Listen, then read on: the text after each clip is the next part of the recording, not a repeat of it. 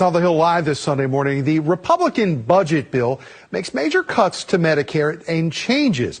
Democrats say those cuts will mean millions of people will lose their health insurance. Rural hospitals especially say the impact on them could be devastating and that some could actually go out of business. ወደ 2027 ዓመተ ምህረት ስንቃረብ በሜዲኬድ የጤና መድን ሽፋን ላይ ተመስርተው ለሚኖሩ በሚሊዮኖች ለሚቆጠሩ አሜሪካውያን ትልቅና አስፈሪ ለውጥ እየመጣ ነው።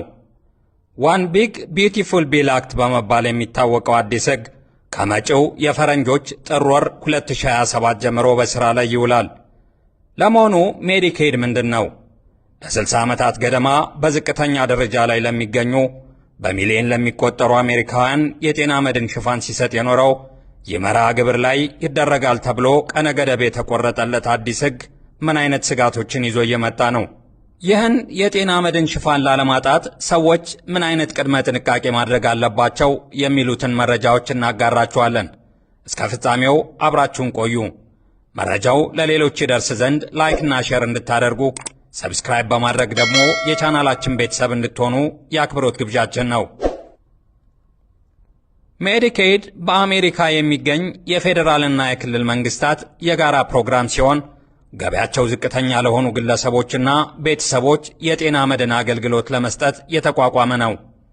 በ1965 የተመሰረተው ይህ ፕሮግራም በተለይም ለሕፃናት፣ ለነፍሰ ጡር እናቶች፣ ለአረጋውያንና ለአካል ጉዳተኞች የጤና አገልግሎት ወጪን በመሸፈን የሀገሪቱ ትልቁ የጤና አገልግሎት ፋይናንስ ሰጪ ነው። ፕሮግራሙ በፌዴራልና በክልል መንግስታት የጋራ በጀት የሚደገፍ ቢሆንም የፌዴራል መንግስት መሰረታዊ መስፈርቶችን ያስቀምጣል። የየክልል መንግስታት ደግሞ የመመዝገቢያ መስፈርቶችን፣ የአገልግሎት አሰጣጥ ዘዴዎችንና ዝርዝር ጥቅማ ጥቅሞችን በየራሳቸው ያስተዳድራሉ። እያንዳንዱ ክልል የመወሰን ስልጣን ስላለው የአገልግሎት አሰጣጡ እንደየክልሉ ሊለያይ ይችላል። ሆኖም ሁሉም ክልሎች እንደ ሆስፒታል ሕክምናና የዶክተር ምርመራ ያሉ አስፈላጊ አገልግሎቶችን የመሰፈን ግዴታ አለባቸው። እንደ አውሮፓውያን አቆጣጠር በ2010 የጸደቀው አፎርዴብል ኬር አክት ብዙ ክልሎች የቤተሰብ ገቢያቸው ከፌዴራል የድህነት ደረጃ እስከ 138 በመቶ የሚደርስ ሁሉንም ጎልማሶች እንዲያካትቱ ያበረታታል። ነገር ግን ይህ አብዛኛው በክልሎች ምርጫ ላይ የተመሰረተ ነው። አሁን በሥራ ላይ ለመዋል የወራት ዕድሜ ብቻ የቀሩት አዲስ ሕግ ዋና ዓላማው በሥራና በህብረተሰብ ተሳትፎ ላይ ያተኮረ ቢሆንም ዋናው ጉዳይ ግን እነማን በሥራ ላይ መሰማራት እንዳለባቸው ብቻ ሳይሆን በሚሊዮን የሚቆጠሩ ሰዎች የጤና ሽፋን መብታቸውን ለማስቀጠል የሚያልፉበትን አስቸጋሪ የቢሮክራሲ ሂደት የሚፈጥር ሕግ ነው።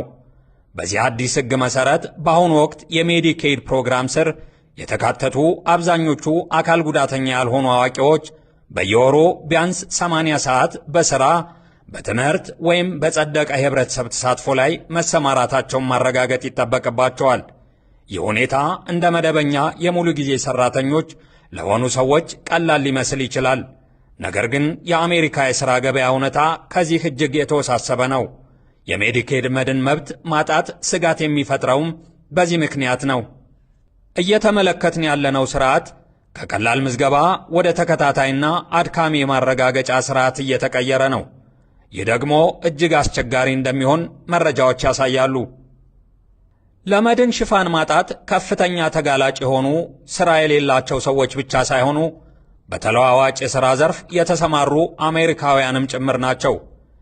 ለምሳሌ በጊግ ሥራ ማለትም እንደ ዴሊቨሪና ትራንስፖርቴሽን፣ በነፃ ሙያ ወይም ፍሪላንስ፣ በግል ሥራና በተለዋዋጭ የሥራ ሰዓት ብዙ ሥራዎችን በሚሰሩት ላይ ያለው አደጋ ከፍተኛ ነው። እነዚህ ግለሰቦች በመንግሥት ሥርዓት በቀላሉ ሊረጋገጥ የሚችል መደበኛ የደሞዝ መግለጫ ወይም ደግሞ W2 የላቸውም። ስለዚህም ስህተት ሊፈጠርባቸው በሚችል የእጅ መረጃዎች ወይም ማኑዋል ሪፖርቲንግ ላይ የተመሰረተ የማረጋገጫ ሂደት ውስጥ እንዲያልፉ ይገደዳሉ። የመንግሥት ሥርዓት ወይም ሲስተሙ የሥራ ሰዓቶን ማረጋገጥ ካልቻለ የማረጋገጡ ሸክም ሙሉ ለሙሉ በእርስዎ ላይ ይወድቃል። የደሞዝ ወረቀቶች፣ የአሰሪዎች ፊርማ ወይም ደግሞ የትምህርት ማስረጃዎች ሰብስቦ በወቅቱ ለሚመለከተው አካል ማቅረብ ይኖርበታል። ሰነዱ ቢጠፋ ወይም ዲጂታል ሥርዓቱ ቢስተጓጎል የመንግሥት ሥርዓቱ ወይም ሲስተሙ የሽፋን መብቶን እንዲሰርዝ ተደርጎ ነው የተዋቀረው። ተማሪዎች በሕጉ መሠረት ጥበቃ የተደረገላቸው ቢሆንም በተግባር ግን ተጋላጭ ናቸው። ሕጉ ቢያንስ በግማሽ ሰዓት የትምህርት ጫና ለሚማሩ ተማሪዎች መብት ቢሰጥም ብዙ የክልል ሥርዓቶች ይህንን መረጃ በቀጥታ ከዩኒቨርሲቲዎች መረጃ መውሰድ አይችሉም። ይህ ማለት በሺዎች የሚቆጠሩ ተማሪዎች በየ6 ወሩ ለሁኔታዎች ማረጋገጫ በራሳቸው ማቅረብ ይገደዳሉ።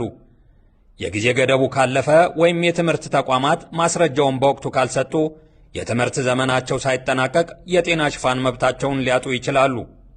እንዲሁም ከ50 እስከ 64 ዓመት ባለው የዕድሜ ክልል ውስጥ የሚገኙትን አሜሪካውያን መመልከት ተገቢ ነው።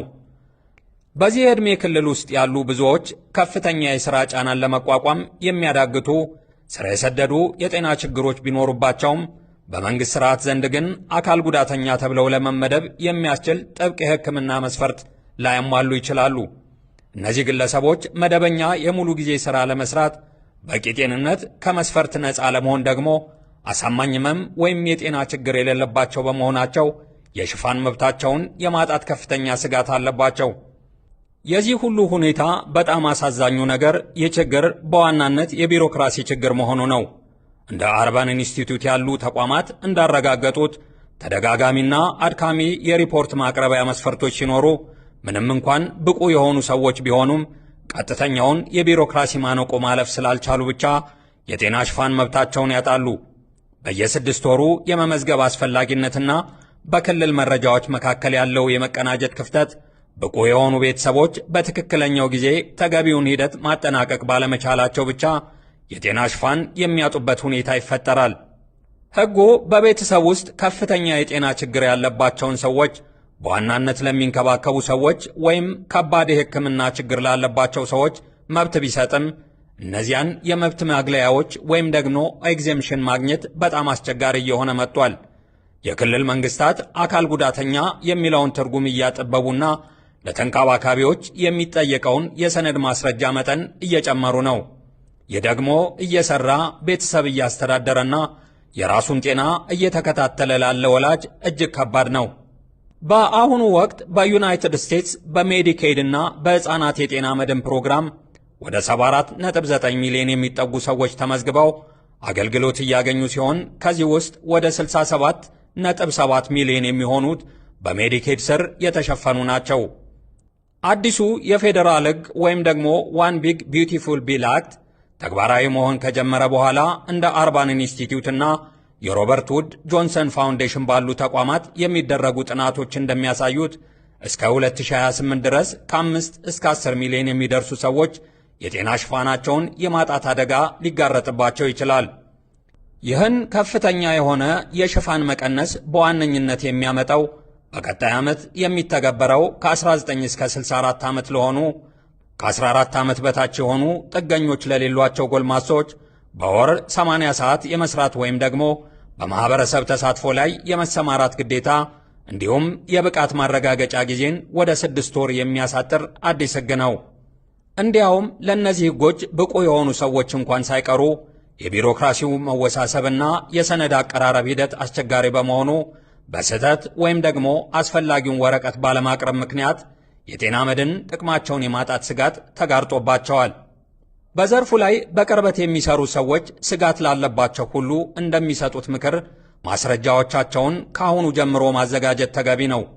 ተማሪ ከሆኑ የትምህርት ማስረጃዎትን ከየት እንደሚያገኙ ይወቁ። በጊግ ሥራ ላይ የተሰማሩ ከሆነ የሰሩትን እያንዳንዱን ሰዓትና ያገኙትን ክፍያ በዝርዝርና በስርዓት ያስቀምጡ። በፖስታ የሚመጣ ደብዳቤ እስኪጠየቁ ድረስ አዘግዩ። ስርዓቱ እያንዳንዱን መብት በየጊዜው የሚረጋገጡበትን ጥብቅ መዋቅር እየተከተለ ነው። ንቁ መሆን፣ ሰነዶችን በስርዓት መያዝ እና የክልልዎን የሪፖርት ማቅረቢያ ድረገጽ የት እንደሚገኝ ማወቅ የጤና ሽፋን መብትዎን ለማቆየት ወይም ደግሞ በአስተዳደራዊ ስህተት ላለማጣት የሚወስን ወሳኝ መረጃ ነው።